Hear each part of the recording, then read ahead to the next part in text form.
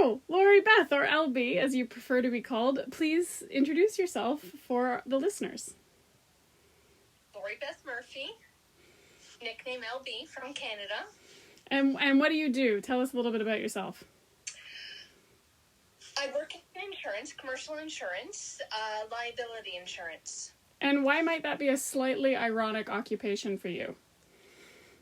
I'm not sure that it is slightly ironic. No? Okay. No, I don't, it's not my dream job. That's all I can say. Fair enough. Right, so... It's a job that pays the bills. Yeah, and you know what? I think that's an important thing to recognize for any young people who might be listening, is that sometimes you do just need to survive capitalism, and that's what your spare time is for, unfortunately. But there you go. So you, 7 years ago now, had a brain tumor removed. I did. Which is crazy. Can you tell us about that whole journey and what that was like and everything leading up to it? Just give us the whole scoop. Okay, leading up to it, it was 2014. Funnily enough, it was the year that I was in the most optimum physical shape of my life. Yeah. I was working out with a personal trainer 3 times a week, and then on my own, to supplement that, I was in phenomenal physical shape. And then about late July, August, I started feeling sick. And I can't pinpoint it. It's just unwell. Complaining of like aches and pains and just unwell. I wanted to sleep all the time. Mm-hmm. So I'd go to work. And then I'd say, look, I've got to go home. I've been here 2 hours, but I have to go home. I don't feel well. Oh, and it's wow. like, what the heck, LB? Like, what's going on? Like, I don't know. I have to go home. I don't feel good. I'd go home and I'd sleep. And then the whole thing would repeat again the next day. And the next day, I wasn't eating at all. I could go a day without putting anything in my mouth. I didn't want to drink tea. I didn't want food, nothing. Crazy. I was losing a lot of weight. Yeah, as you would be. I was crashing into things. It looked like I was drunk, and I wasn't. But I was walking into walls. It looked like I just careened into a wall. And didn't you sat on somebody's lap on public transit, didn't you? I did. It was early in the morning. It's kind of a funny story now, in hindsight. I was getting on the bus to go to work, first thing in the morning, and the bus was packed. But I knew I needed to sit down. I didn't feel good. I was exhausted. I just woken up in the morning. And I said to some man, I have to sit down. And he didn't move, and I just flopped in his seat. And he's like, what the fuck? Like, I said, I have to sit down. I don't feel good. So he kind of wiggled out from underneath me and let me have the seat. But he was like, what the heck? To me, in my mindset, that seemed perfectly normal. That's what you did when you wanted a seat on the bus. Yeah, for sure. Something was wrong, and I didn't know what it was. And then a good friend of mine kept taking me to the emergency room. And the doctors were saying, there's nothing wrong with you. Just go home. And they didn't do any, tests or really look at anything in depth. Yeah, that's horrendous. I was actually accused of just wanting drugs. Yeah, and you were given quite a large bottle of pain pills, weren't you? One of the doctors... quote-unquote doctors. Yes, in the local hospital emergency room said, what is it going to take for me to get you to leave? And I didn't understand the question. Medical care, ideally, medical care, and then I'll go home. Look, do you want a prescription for Oxy? And I said, I don't know. I don't feel good. I don't know what I need. He's like, I'll give you a prescription for Oxy, but then you have to go. And I was like, oh, okay, but I don't know. I don't know what's wrong. He gave me the prescription for Oxy and basically pushed me out of the hospital. Jeez, that is just negligence and such a terrifying level of arrogance on his part that he didn't so much as look at you. And then, by now we're in early October 2014. So this has been going on for months. It's been going on since August. August and September and early October that I've been going to the hospital saying, I don't feel good, something's wrong. I've been going to walk-in medical clinics close by my office. Nothing. So finally, it was Friday, October 10th, 2014, and my work had basically said, there's something wrong with you and you need to get it looked at. We can all see it. You have to get something done. Yeah. So I finally went to my family doctor, and I walked in, and within 2 minutes, she said, oh my God, you are very, very sick. There is something wrong, and it's neurological.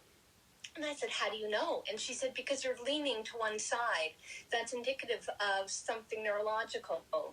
And she started typing out requisition. And she said, no, do you know what? This is too important. She started handwriting it, scribbling it down on a piece of paper. She folded it up and said, you've got to go to Mount Sinai down the street, and they will take care of you.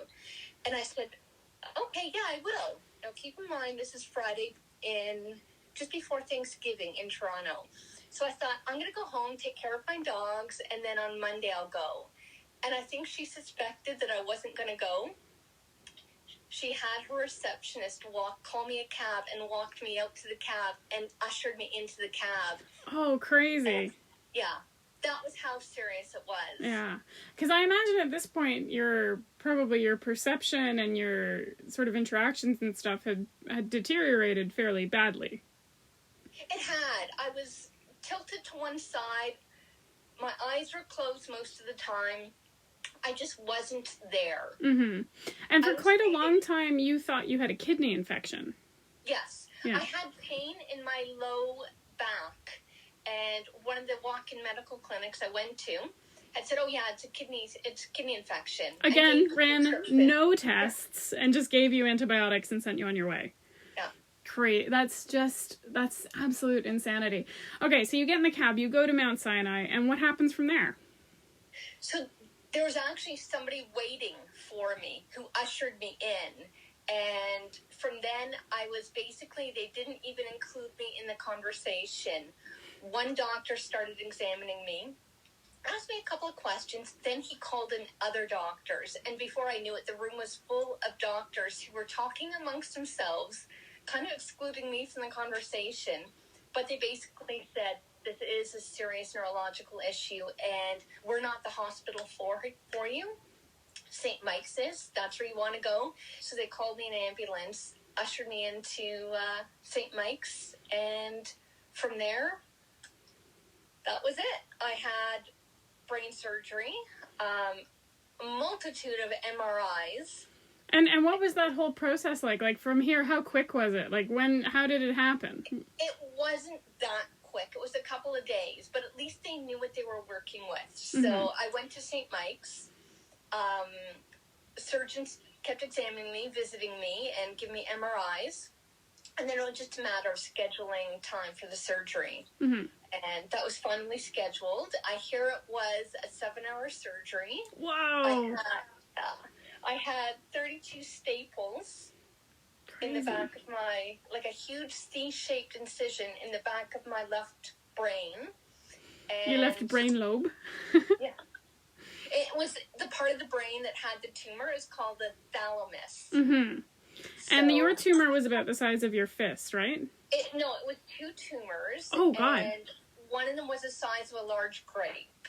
Oh, okay. And the other was a little smaller. Oh, okay. So, all right. And non-cancerous. Mm. And this was something you'd had for a while, that you'd been getting checked up on? I started when I was in my early 20s having really bad migraine headaches. And yeah, I was just, I just wrote it off as just, it is what it is. Yeah. And again, the same family doctor that diagnosed the brain tumor sent me to have an MRI done because she thought the headaches were too severe and too regular and it just seemed something was not normal. There. Yeah. So a brain tumor was found, and this was in 2003, I believe. And the neurologist I had at the time said, the area that the brain tumor is in, we can't operate. It's inaccessible. Again, it's a thalamus, which if you can imagine an orange, it's smack dab in the middle of the orange is where your thalamus is. For sure. So he said, we can't access it. So it's inoperable. And I went home that night and I thought, oh my God, I have an inoperable brain tumor. It seems like a catastrophic diagnosis, but I kind of thought, okay with it. it was okay having that diagnosis because I thought, if this is what kills me, at least I know this is how I'm going out. Yeah, fair. There's almost a sense of comfort in being like, well, all right, you know, what you can either let it ruin your life or just carry on living. Exactly. And I thought, if I get some sort of warning that this brain tumor is going to take me out, I kind of have a license to be bad. I kind of have a license to, all of a sudden, I have 3 months to live.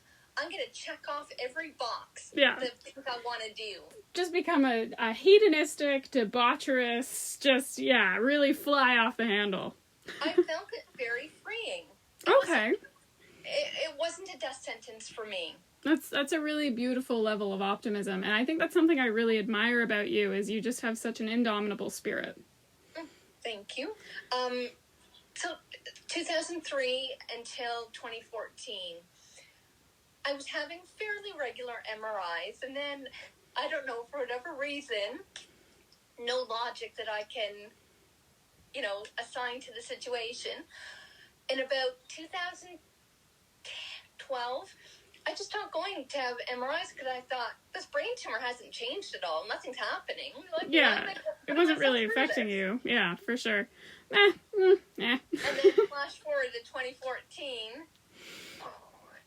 So you're at St. Mike's and you've been diagnosed and the surgeons are all taking it very seriously. So tell me about what happened leading up to the surgery, what happened right before, and what happened after.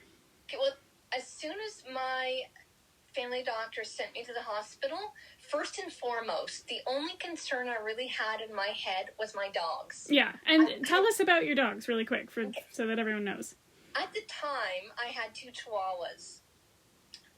They are my kids. Yeah. I do not have human kids. I never wanted human kids. I knew I wanted to have dogs and raise them as my kids. So I had these 2 beloved Chihuahuas, Preston and Hemi.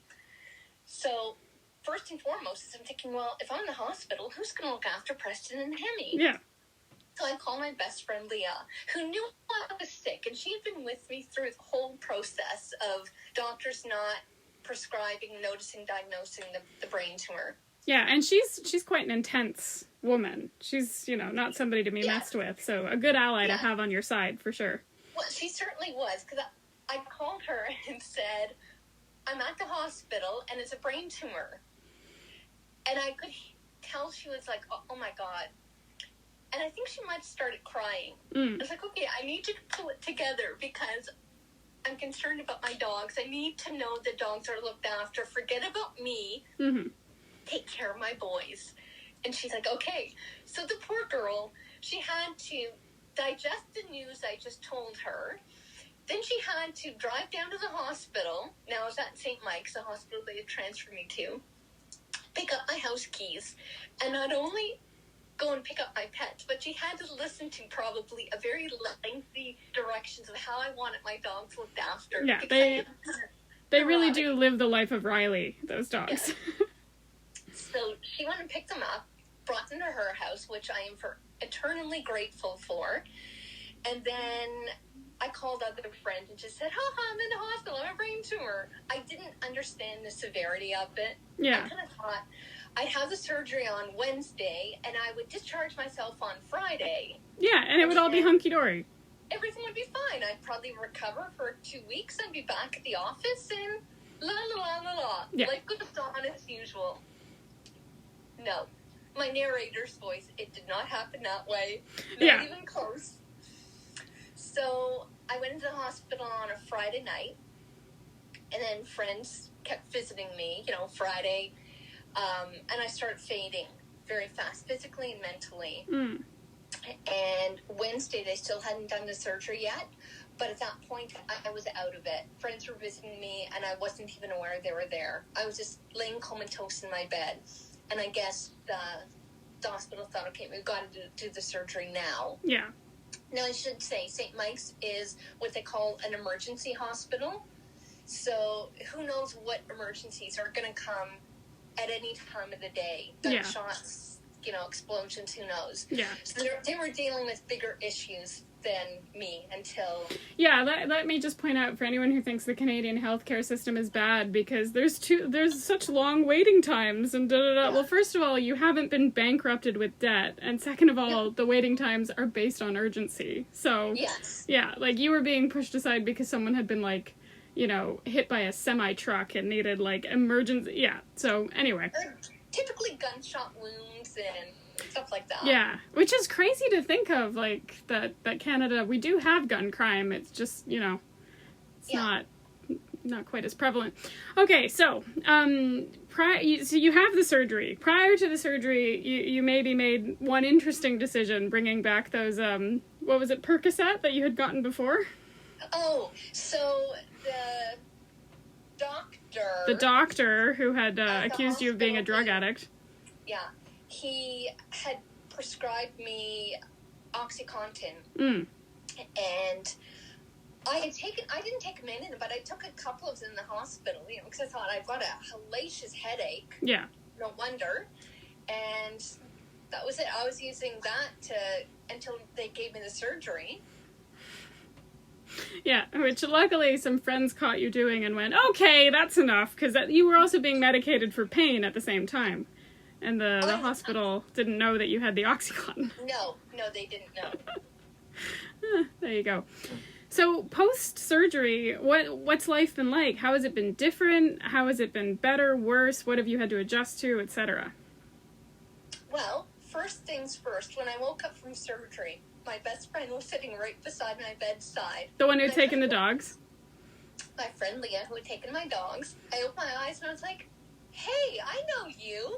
Like, what are you doing here? And she's like, oh, hey, you just had surgery. I wanted to be here. I was like, okay, I'm very tired. I'm going to sleep now. Could you get out and turn off the light, shut the door behind you? So, and then I woke up hours later, and I had this very nice ICU nurse sitting beside me. And when I opened my eyes, he's like, oh my God, she's awake. And he called in other doctors, and they started examining me and stuff like that. They left when everything was okay. And I said, I'm hungry. I want something to eat.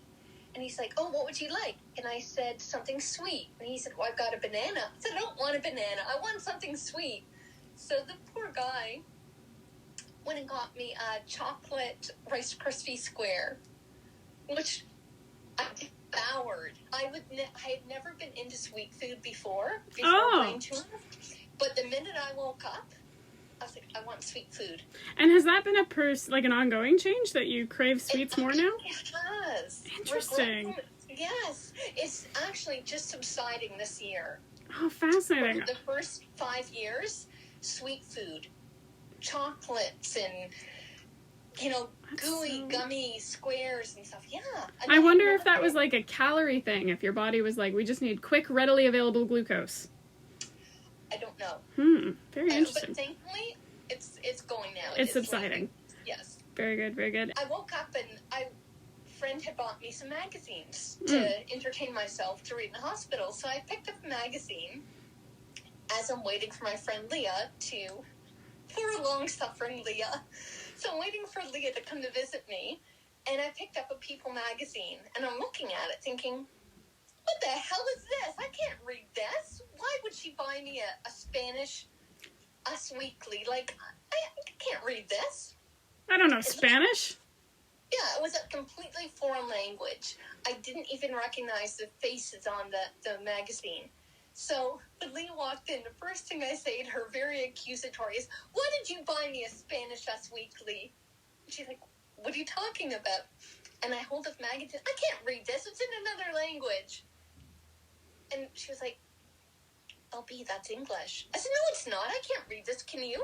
And she's like, yes, this is English. I was like, I don't recognize it. I did not recognize one word. Not even a simple word like the or That's and. Great. And so how long did that persist for? Because I know you had some other issues with language as well, where you'd like hold up a calculator and go, this is a hammer, and stuff like that. Well, so the doctor just happened to come in, and the first thing my friend says to him is, she can't read. And he looked at me, and he was very casual and very cavalier. He's like, oh, don't worry, that will come back. And I said, when? How do you know? He said, because the way you're speaking, you have very good English skills.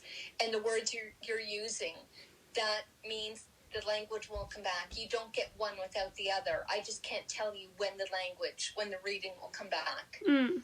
And that was in October. And late December of that year, I went to bed. I couldn't read. I woke up and I could read. And it was all back.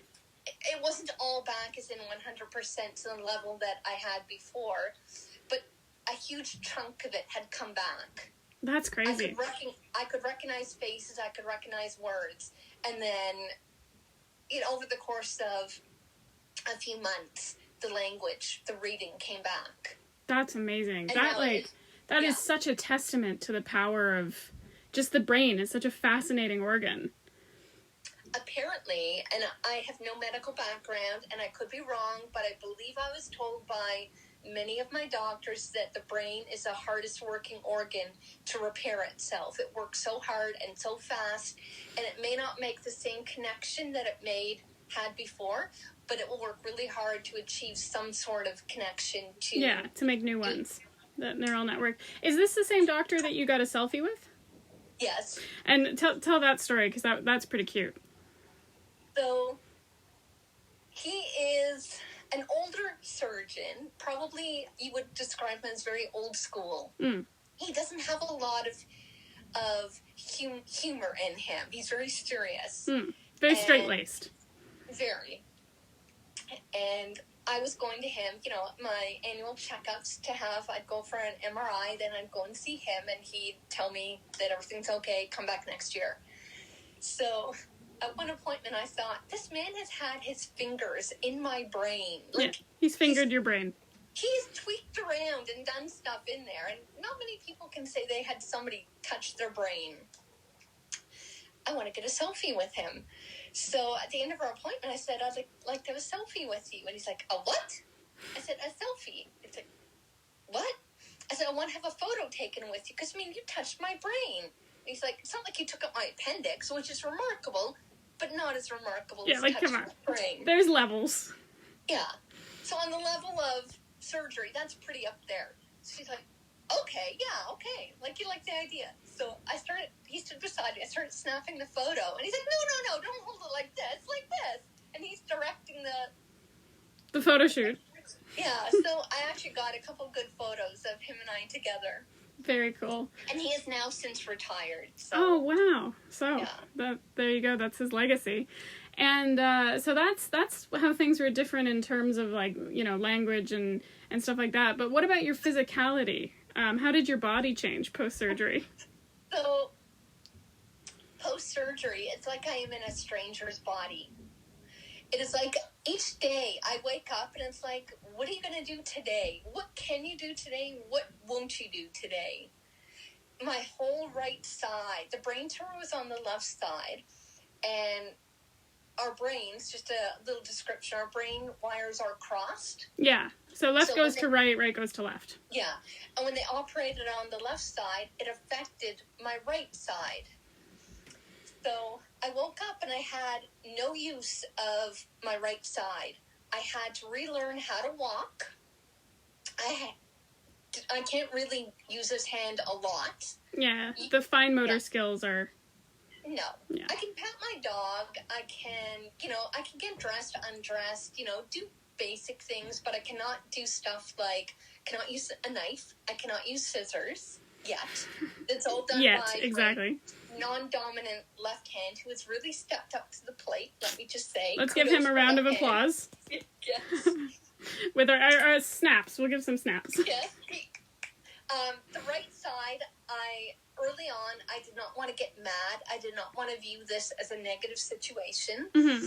So early on, I called the right side Calvin. Mm-hmm. Just as a way of saying, okay, come on, Calvin, you can do this. As just a way of encouraging, say, Calvin, come on, we're going to try to, brush our hair. You can do this, okay? Try. So I don't want to think of the right side as anger and a source of resentment. The right side is he just takes a bit of coaxing. Yeah. Even Good to this day. So Yeah, even to this day, I just kind of affectionately say, I go into the wine store, and Calvin knocks a bottle of wine off, smashed on the floor. And so, Calvin... What a guy. And again, you know what? That is such a beautiful mindset, and I think has probably been really key to your recovery, is just having that indomitable positivity. I actually had a really funny experience with Calvin, which was one time we went to give each other a hug, and you punched me in the face. Calvin punched you. Calvin punched me right in the eye, and it was so funny. I feel so sorry. No, don't be. Honestly, it was hilarious, and I'm sure I did something to deserve it, either to you or someone else, or perhaps in a past life, so it's all good. Yeah, he does a lot of naughty things. Yeah, Calvin can be a naughty boy. He's cheeky. Do you know what? Sitting on the bus sometimes, it's happened more than once where the hand just finds its way into someone else's lap, and because I don't have feeling, I'm not even aware, and they're like, excuse me, and I don't have feeling, so I don't know why they're saying, excuse me, I'm looking around there, excuse you, what are you doing? And I look at them because I hear the tone of their voice, I think, who are they talking to? And then I see my hand in their lap, and I say, oh my God, I'm so sorry, I had surgery, and as soon as I say I had surgery, they're like, oh, it's okay, are you okay? What's going on? Yeah, the whole tone totally shifts. Yes. Yeah, for sure. But he has gotten me into some uncomfortable situations. That pesky guy, such a flirt. So throughout this whole situation, what has been the best part, and what has been the worst part? The best part is, I think, just the adventure of it all. Mm-hmm. Is that, again, no matter what bad thing happens to me, I always want to try to put a different spin on it and think, this is going to be good in the memoirs. Because I want an interesting life. I don't want an easy life. I want a life that I can look back on and think, wow, I had a lot of good adventures. And you are definitely someone who is the antithesis to boredom. I hope so. Yeah, for sure. And that expression you use all the time, it's a good one for the memoirs. I think that's a great way to handle situations that are maybe difficult or frustrating, is to just go, you know what, this is going to make a great story. And that's really all we are. Who wants to read about a book where the girl wakes up, goes to her job, goes out for dinner, and then comes home and goes shopping, and that's it? That's all. Nothing happens. I want to read about, oh my God, she survived that, and this, and that, and she's still around with a good attitude? Yeah, for sure. The worst thing, hands down, easy, is my dogs.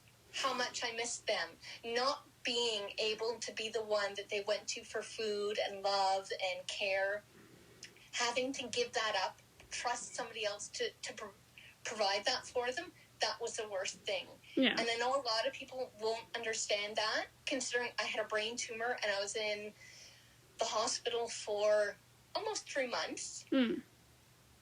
Being separated from my dogs was the worst. Yeah, they're your babies. Was the worst part. They are. Yeah.